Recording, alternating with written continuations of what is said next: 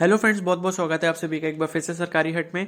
तो इस वीडियो में जो है हम लोग एक बहुत ही इंपॉर्टेंट टॉपिक पर डिस्कशन करने वाले हैं, जो कि है हमारा एनवीएस लैब अटेंडेंट की जो प्रिपरेशन है वो किस तरीके से की जाए। ठीक है, तो एनवीएस यानी कि नवोदय विद्यालय समिति ने जो है लैब अटेंडेंट या लैब असिस्टेंट आप बोल सकते हैं, तो उसकी वैकेंसीज निकाली हैं। टोटल 148 वैकेंसीज हैं, जिसमें से 59 अनरिजर्व की हैं, बाकी अदर कैटेगरीज में भी अच्छी खासी पोस्ट हैं। ठीक है, तो इसकी एलिजिबिलिटी आप सभी को पता है, क्लास 12th वाले इसको अप्लाई कर सकते हैं।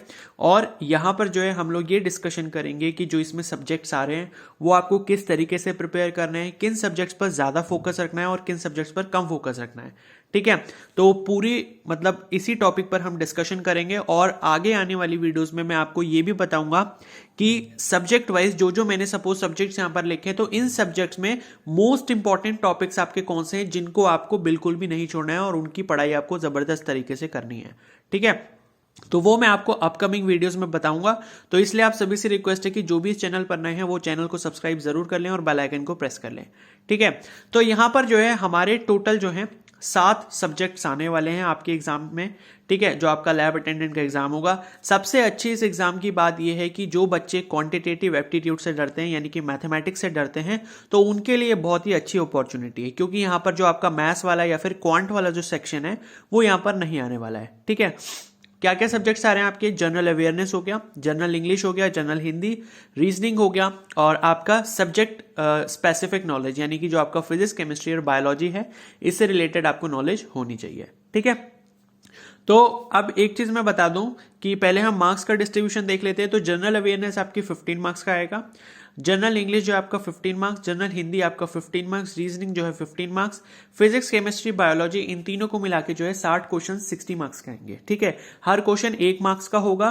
तो ये जो 15-15 क्वेश्चन है चारों ही सब्जेक्ट्स के ऊपर वाले, इनके भी टोटल 60 क्वेश्चन हो गए और 60 मार्क्स हो गए, और नीचे वाले भी 60 क्वेश्चंस और 60 मार्क्स। ठीक है, तो आपके टोटल जो क्वेश्चंस है वो 120 क्वेश्चंस आएंगे और 120 मार्क्स के होंगे।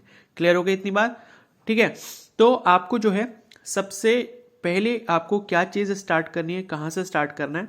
तो देखो, आप सभी जानते हो कि इसमें जो रीजनिंग वाला सेक्शन है वो बिल्कुल एलिमेंट्री टाइप की रीजनिंग होगी। मैं आप सभी से बोलूंगा कि बहुत सारे स्टूडेंट्स क्या करते हैं कि वो सोचते हैं कि पहले हम इजी इजी चीजें निपटा देते हैं। ठीक है, कि हम पहले रीजनिंग कर लेते हैं फिर हम ये करेंगे। तो आप ऐसी गलती बिल्कुल भी ना करें। देखो, रीजनिंग वाला जो सेक्शन है वो काफी इजी आएगा। रीजनिंग बहुत ज्यादा कोई यहाँ पर टफ नहीं आने वाली है। रीजनिंग मैं आपसे बोलूंगा कि बिल्कुल भी स्टार्टिंग से स्टार्ट ना करें। ठीक है, रीजनिंग अगर आप छोड़ भी देते हैं टॉपिक, तो मैं आप सभी को मतलब इस बात की गारंटी देता हूं कि 15 जो क्वेश्चंस आएंगे, अगर आपने रीजनिंग नहीं भी पढ़ी है तो आप अपनी मेंटल एबिलिटी को यूज करके उन 15 में से जो है 8 से 11 क्वेश्चंस आराम से कर ले जाएंगे। ठीक है, तो उसमें आपको इतनी प्रॉब्लम नहीं होगी। फोकस करने वाले सबसे ज्यादा जो सब्जेक्ट्स हैं वो आपके कौन कौन से हैं? एक तो आपका थोड़ा जनरल अवेयरनेस वाला पार्ट हो गया और आपका एक सब्जेक्ट स्पेसिफिक नॉलेज हो गया। क्लियर हो गई इतनी बात? अब इंग्लिश और हिंदी की अगर बात करें, तो जो बच्चे इंग्लिश मीडियम से हैं उनको इंग्लिश आसान लगने वाली है, जो बच्चे हिंदी मीडियम से हैं उनको हिंदी आसान लगने वाली है। ठीक है, मैं ऐसा क्यों बोल रहा हूं? क्योंकि वो सब्जेक्ट्स जो हैं वो ज्यादा अपने मतलब जब इंग्लिश मीडियम में आप होते हो तो इंग्लिश को ज्यादा प्रेफर करते हो, तो उसकी नॉलेज आपको थोड़ी ज्यादा होती है। ठीक है, तो इसमें जनरल चीजें पूछी जाएंगी आपकी इंग्लिश और हिंदी की। ठीक है, क्या क्या पूछ सकते हैं? जैसे कि इंग्लिश में अगर मैं बात करूं तो आपके जैसे क्या बोलते हैं, एरर्स वाले, मतलब एरर ढूंढो। ठीक है, सेंटेंस में अगर कोई भी एरर है तो उसको आपको निकालना है। ठीक है, दूसरी चीज आपसे क्या पूछी जा सकती है? सिनोनिम्स और एंटोनिम्स पूछे जा सकते हैं। तो इनकी जो है आप बेसिक नॉलेज आपके पास होती है, क्योंकि सिनोनिम्स और एंटोनिम्स इतने सारे हैं कि आप पढ़ते पढ़ते थक जाओगे। तो इस वाले टॉपिक को आप बिल्कुल भी टारगेट ना करें कि आप सिनोनिम्स और एंटोनिम्स पे अपना टाइम खराब करें। इंग्लिश में मैं आप सभी से ये बोलना चाहूंगा कि आपको जो है टेंसेस की नॉलेज होना जरूरी है, क्योंकि जब आपसे इनकरेक्ट सेंटेंसेस पूछे जाएंगे या सेंटेंस में पूछा जाएगा कि कौन सा वाला पार्ट इनकरेक्ट है, तो वो बेसिकली जो है टेंसेस को यूज करके आपको बताना होता है। तो मैं आप सभी से बोलूंगा कि इंग्लिश में अगर आपको टेंसेस की नॉलेज नहीं है कि पास्ट टेंस क्या होता है, पास्ट परफेक्ट क्या होता है, तो इन सभी टेंसेस को एक बार अच्छे से पढ़ लें। इंग्लिश में मेन चीज यही है, अगर आप टेंसेस पढ़ लेते हैं तो बाकी सारी चीजें आपकी आराम से हो जाएंगी। ठीक है, बाकी थोड़ा बहुत पढ़ सकते हैं आपके जैसे डिटर्मिनर्स हो गए, प्रीपोजिशंस हो गए, लेकिन आप जब वो क्वेश्चंस पढ़ोगे तो आप अपने आप ही उनको कर लोगे, इतनी नॉलेज हर किसी के पास होती है। तो इंग्लिश में जो मैं आपसे मेन चीज़ यही बोलूंगा कि इंग्लिश में अगर आपको टेंसेज में प्रॉब्लम होती है, अगर आपको टेंसेज की नॉलेज नहीं है तो आप टेंसेज को जरूर टारगेट करें, टेंसेज का टॉपिक एक बार अच्छे से कंप्लीट कर लें। बाकी कोई भी ऐसी चीज़ नहीं आएगी जिसको आप खुद से ना कर पाओ, ठीक है। हिंदी में भी वही बात है, हिंदी में मतलब जैसे इंग्लिश मीडियम के जो भी स्टूडेंट्स होते हैं तो उन्हें थोड़ी प्रॉब्लम हो सकती है। तो आप हिंदी का जो मैं है सिलेबस आपको मतलब अपकमिंग वीडियोस में बताऊंगा, तो वो टॉपिक्स आप पढ़ लीजिए, आपके लिए काफ़ी होगा। हिंदी मतलब बेसिक से मैं आपको बता दूंगा कि कहाँ से और कैसे पढ़ सकते हैं, तो वहाँ से आपकी प्रिपरेशन हो जाएगी, हिंदी में भी आपको कोई इतनी ज़्यादा प्रॉब्लम नहीं आएगी, ठीक है।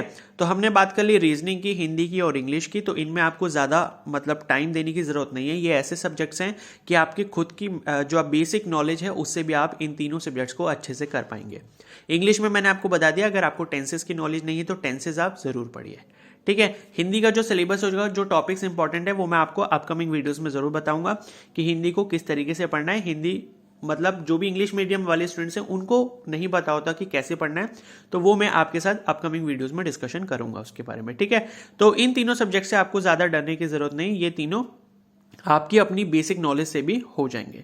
अब बात करें हम जनरल अवेयरनेस की, तो जनरल अवेयरनेस ऐसा एक टॉपिक है, मतलब 15 अगर क्वेश्चंस आ रहे हैं तो इसको करना थोड़ा टिपिकल हो जाता है। वो इसलिए हो जाता है क्योंकि जो भी साइंस के स्टूडेंट्स हैं वो अपनी जी के करंट अफेयर्स इनको अपडेट करके नहीं रखते हैं, ठीक है। तो जनरल अवेयरनेस वाला पोर्शन जो है वो आपके लिए थोड़ा टिपिकल हो सकता है। तो जनरल अवेयरनेस के लिए आपको क्या करना है, पिछले 6 महीने के जो हैं वो आपको करंट अफेयर्स पढ़ने हैं। जैसे सपोज अगर आपका पेपर जो है वो शेड्यूल हो रहा है मार्च में, इसका मतलब है कि फरवरी में अगर उसका पेपर बन जाता है तो फरवरी को काउंट करते हुए आप पिछले 6 महीने जो है, फरवरी से पहले जो है 6 महीने, यानी कि आप जुलाई से या फिर अगस्त से जो है अपनी करंट अफेयर्स पढ़ सकते हो। बहुत ज़्यादा डीप में आपको करंट अफेयर्स नहीं पढ़ने हैं बिल्कुल भी, ठीक है। करंट अफेयर्स जो है ऊपर ऊपर से पढ़ने हैं, यानी कि आप मंथ वाइज वीडियोस या तो यूट्यूब पे देख लो या फिर आप गूगल में सर्च कर सकते हो मंथ वाइज जो आपके टॉप करंट अफेयर्स होते हैं, ठीक है। उन टॉप करंट अफेयर्स के आप नोट्स बना के रख लो, उन्हें थोड़ा थोड़ा आप रिवाइज करते रहना, एग्जाम से पहले भी आप उनको रिवाइज कर लेना, तो आपके लिए काफ़ी ज़्यादा बेटर रहेगा, ठीक है। करंट अफेयर्स में ज्यादा डीप में आपको नहीं जाना, ऊपर ऊपर के जो टॉप करंट अफेयर्स होते हैं, जैसे किसी कोई बहुत ही बड़ी कंपनी जैसे एप्पल का है, तो एप्पल का अगर सीईओ कोई नया बना तो उसके बारे में आपको नॉलेज होनी चाहिए। तो जो मंथली आपके टॉप करंट अफेयर्स होते हैं आप उनको सिर्फ टारगेट करो, आपका करंट अफेयर्स वाला सेक्शन हो जाएगा, ठीक है। बाकी आपसे जनरल अवेयरनेस में किस तरीके के क्वेश्चन पूछे जाएंगे, जैसे कि ये पूछ सकते हैं सुपरलेटिव्स। सुपरलेटिव्स का मतलब ये होता है कि कौन सी चीज सबसे बड़ी है, कौन सी चीज सबसे छोटी है। जैसे आपसे पूछ लिया कि which is the largest river, ठीक है, इन द वर्ल्ड या फिर इन इंडिया, तो इस तरीके से जो क्वेश्चन पूछे जाते हैं वो आपके सुपरलेटिव्स क्वेश्चन होते हैं। तो इस टाइप के क्वेश्चन पूछे जा सकते हैं। या फिर आपसे पूछा जा सकता है कि कोई भी आपको डांस फॉर्म दी जाएगी, बोला जाएगा कि कथकली जो है ये डांस कहाँ का है, किस स्टेट को बिलोंग करता है, ठीक है। आपसे रिवर्स के बारे में पूछ लिया जाएगा, ठीक है, कि यमुना नदी जो है वो कौन सी स्टेट से बहती है, ठीक है। या फिर आपको कोई स्टेट बोल दी जाएगी और बोला जाएगा कि इस स्टेट के थ्रू जो है कौन सी नदी जो है वो पास करती है। चौथी चीज ये पूछी जा सकती है कि डैम्स के बारे में, ठीक है, कि कौन सा सबसे बड़ा डैम है, हीराकुद डैम कहाँ पर है, सरदार सरोवर डैम किस नदी पर बना है। तो इस तरीके के क्वेश्चन आपसे जनरल अवेयरनेस में पूछे जाएंगे, ठीक है। ये सारी चीजें हो गई। और आपसे ये पूछा जाता है फर्स्ट इन इंडिया और फर्स्ट इन वर्ल्ड। इसका मतलब ये है कि जैसे आपसे पूछ लिया कि फर्स्ट वुमेन प्राइम मिनिस्टर कौन थी इंडिया में, ठीक है, और फर्स्ट वुमेन गवर्नर कौन थी इंडिया में। तो इस तरीके के जो क्वेश्चन है वो भी आपसे पूछा जा सकते हैं। वर्ल्ड में भी पूछा जा सकते हैं कि फर्स्ट वुमेन प्रेसिडेंट जो है वो वर्ल्ड में कौन थी, ठीक है, और फर्स्ट प्रेसिडेंट कौन था। तो इस तरीके से आपसे क्वेश्चंस पूछे जाएंगे जनरल अवेयरनेस के अंदर, ठीक है। बाकी और जो इंपॉर्टेंट टॉपिक्स है, जैसे आपका ओलंपिक्स जो है वो अभी रिसेंटली हुआ है, 2020 का जो ओलंपिक्स है वो अभी 2021 में कंडक्ट हुआ था। तो उसमें जो इंडिया के बारे में आपको थोड़ी इंफॉर्मेशन रखनी है, ठीक है, कि इंडिया में जो है गोल्ड मेडल किसने जीता, क्लियर हो गई इतनी बात, ठीक है। सिल्वर मेडल किसने जीता और कौन सा स्पोर्ट नया ऐड हुआ था ओलंपिक्स में, इंडिया से कितने प्लेयर्स गए थे। तो इंडिया से रिलेटेड जो भी इंफॉर्मेशन है जो ओलंपिक्स को रिलेट करती हो वो इंफॉर्मेशन आपको पता होनी चाहिए, ठीक है। तो ओलंपिक्स वाला एक टॉपिक हो गया आपका। बाकी जो आपके थोड़े क्या बोलते हैं, जो आपके नोबेल प्राइज वाले जो नोबेल प्राइज वाला एक टॉपिक हो गया कि 2021 में जो है वो नोबेल प्राइज क्या बोलते हैं पीस में किसको मिला, ठीक है, और केमिस्ट्री में किसको मिला, तो ये सारी चीजें जो है ये आपको टारगेट करनी है अपनी जनरल अवेयरनेस के अंदर। तो इसी तरीके के क्वेश्चंस आएंगे, और क्वेश्चंस आ सकते हैं आपके सोलर सिस्टम के ऊपर, ठीक है, कि कौन सा प्लेनेट जो है वो सबसे ज्यादा ठंडा है, कौन से प्लेनेट पर 4 मून है, 2 मून है। तो इस तरीके के क्वेश्चन जो है वो आपसे जनरल अवेयरनेस में टारगेट किए जाएंगे। इन सभी का सिलेबस जो है प्रॉपर सिलेबस की कौन कौन से टॉपिक आपको ये टारगेट करने हैं, जो मोस्ट इंपॉर्टेंट टॉपिक्स हैं, उनकी वीडियो जो है मैं मतलब सब्जेक्ट वाइज जो है वो मैं आपको दे दूंगा। आपको बस करने के है चैनल को सब्सक्राइब करना है और बेल आइकन को प्रेस करना है, ठीक है। अब ये चारों सब्जेक्ट की बात हो गई। मेन अभी से फोकस जो है अपना जनरल अवेयरनेस पे रखो, बाकी 3 सब्जेक्ट जो है वो हो जाएंगे, उनमें इतनी प्रॉब्लम नहीं आएगी, ठीक है। तो जनरल अवेयरनेस के टॉपिक्स जो है धीरे धीरे करके पढ़ो। जो मैंने अभी इंपॉर्टेंट डिस्कशन करा टॉपिक्स के बारे में, उन टॉपिक्स को थोड़ा टारगेट करो, और बाकी जो सिलेबस है वो मैं आपको प्रोवाइड कर दूंगा कि कौन से टॉपिक्स जो है मोस्ट इंपॉर्टेंट है। अब बात करें फिजिक्स, केमिस्ट्री और बायोलॉजी की, ठीक है। ये आपकी सब्जेक्ट स्पेसिफिक नॉलेज है और इसका वेटेज काफी ज्यादा है, यानी कि 60 क्वेश्चन है, तो हम ये मान सकते हैं कि तीनों ही सब्जेक्ट से जो है लगभग 20-20 क्वेश्चंस आएंगे, ठीक है, यानी कि 20 फिजिक्स के, 20 केमिस्ट्री के और 20 बायोलॉजी के। तो देखो आपको स्टार्ट कैसे करना है। सबसे पहले मैं आप सभी से बोलूंगा, अगर आपका साइंस वाला पार्ट वीक है, ठीक है, आपको लगता है कि आपकी बेसिक नॉलेज जो है थोड़ी वीक है, तो मैं आप सभी से बोलूंगा कि अपनी फिजिक्स, केमिस्ट्री और बायोलॉजी जो है 9th क्लास से स्टार्ट करो। 9th और 10th क्लास जो है इसको कोशिश करो कि एक वीक में आप ऊपर ऊपर से पढ़ लो, ठीक है। आप क्या कर सकते हो, गूगल पे सर्च करो, ठीक है, कि फिजिक्स के जो है क्लास 9th के शॉर्ट नोट्स, इस तरीके के रिवीजन नोट्स। तो ये रिवीजन नोट्स वगैरह जो है इनसे आप क्लास 9th और 10th जो है वहां से स्टार्ट करो। अगर आपको वो सारे बेसिक्स क्लियर हैं तब तो ठीक है, अगर वो नहीं क्लियर है तो 9th और 10th से ही आपको स्टार्ट करना है, क्योंकि अगर 9th और 10th की आपको अच्छे से नॉलेज नहीं होगी तो आप 11th 12th का नहीं कर पाओगे, ठीक है। अब मान लो अगर आप मतलब आपका जो है क्लास 11 12 ठीक था, आपकी परसेंटेज वगैरह ठीक थी, तो आपको 9 10th में जाने की जरूरत नहीं है। 9 10th वाले कोर्स में आपको डायरेक्टली जो है 11th और 12th पर फोकस रखना है, ठीक है। अब देखो कैसे करना है। तीनों ही सब्जेक्ट में जो है आपको ओवरऑल नॉलेज होनी चाहिए, लेकिन ऊपर ऊपर से होनी चाहिए, बहुत ज्यादा डीप नहीं जाना है। अब केमिस्ट्री में ऐसा नहीं है कि कोई भी रोजनमून रिएक्शन दे दी तो उसका मैकेनिज्म के बारे में कुछ पूछ लिया जाएगा, तो ऐसा बिल्कुल भी नहीं होगा, ठीक है। आपसे क्या बोला जाएगा कि ये रिएक्शन है, इसमें कौन सा रिएक्टेंट यूज होगा, वो आप वहां पर मार्क कर सकते हो, ठीक है। या आपसे कोई कंडीशंस पूछ ली कि टेम्परेचर की कंडीशन जो है ये प्रॉपर रिएक्शंस में क्या होती है। अब सपोज अगर मैं फिजिक्स की बात करूं तो फिजिक्स में क्या है कि आपको हर चैप्टर की ऊपर ऊपर से नॉलेज होनी चाहिए, आपको उनके फॉर्मूलाज पता होने चाहिए, क्योंकि कभी कभी रिलेशंस पूछ लिए जाते हैं, ठीक है। जैसे आप सभी को पता होगा कि ग्रेविटेशनल लॉ जो है उसका जो फॉर्मूला वो है F=G(m1m2/r²), ठीक है। अब ये फॉर्मूला सपोज आपको याद है तो वो आपसे क्वेश्चन ये पूछेगा कि जो ग्रेविटेशनल फोर्स होता है वो डिस्टेंस पर किस तरीके से डिपेंड करता है, ठीक है। तो आप जो है उसमें से वो वाला ऑप्शन टिक लगा दोगे कि वो इनवर्सली प्रोपोर्शनल होता है डिस्टेंस के स्क्वायर के। तो इस तरीके के कॉन्सेप्चुअल क्वेश्चंस भी आपसे पूछे जा सकते हैं। न्यूमेरिकल्स आने की प्रोबेबिलिटी कम रहती है, न्यूमेरिकल जो है वो कम पूछे जाएंगे, बहुत ज्यादा नहीं होंगे। अगर 20 क्वेश्चंस आ रहे हैं तो आप न्यूमेरिकल जो एक्सपेक्ट कर सकते हो 3 से 5 क्वेश्चंस आ सकते हैं, लेकिन वो भी जो होंगे डायरेक्ट फॉर्मूला बेस्ड होंगे, बहुत ज्यादा टिपिकल न्यूमेरिकल नहीं होंगे। तो फिजिक्स में अपनी अप्रोच यही रखो कि हर चैप्टर को ऊपर ऊपर से जरूर कवर कर लो, एक भी चैप्टर छोड़ना मत, ठीक है। तो और इंपॉर्टेंट जो चैप्टर्स होंगे उसकी लिस्ट भी मैं आपको दे दूंगा कि क्या क्या टॉपिक्स इंपॉर्टेंट है, तो वो तो पढ़ ही लेना। लेकिन मैं आप सभी से बोलूंगा कि एनसीईआरटी को फॉलो करो, लेकिन एनसीईआरटी से देखो फिजिक्स समझ नहीं आती, मुझे पता है, तो गूगल पे सीधे जाके सर्च करो कि फिजिक्स के क्लास 11 के नोट्स चाहिए या रिवीजन नोट्स या फिर 12th के रिवीजन नोट्स, वहां से जाके हर चैप्टर को ऊपर ऊपर से देख लो, उनमें जो भी आपको इंपॉर्टेंट फॉर्मूले लगते हैं, जो इंपॉर्टेंट डेफिनेशन लगती है, उसको अपनी कॉपी में नोट कर लो, ताकि आपको आगे रिवीजन करने के लिए भी हो जाए, ठीक है। नोट्स भी जो है मैं आपको प्रोवाइड करूंगा अगर आप भूलोगे तो, ओके।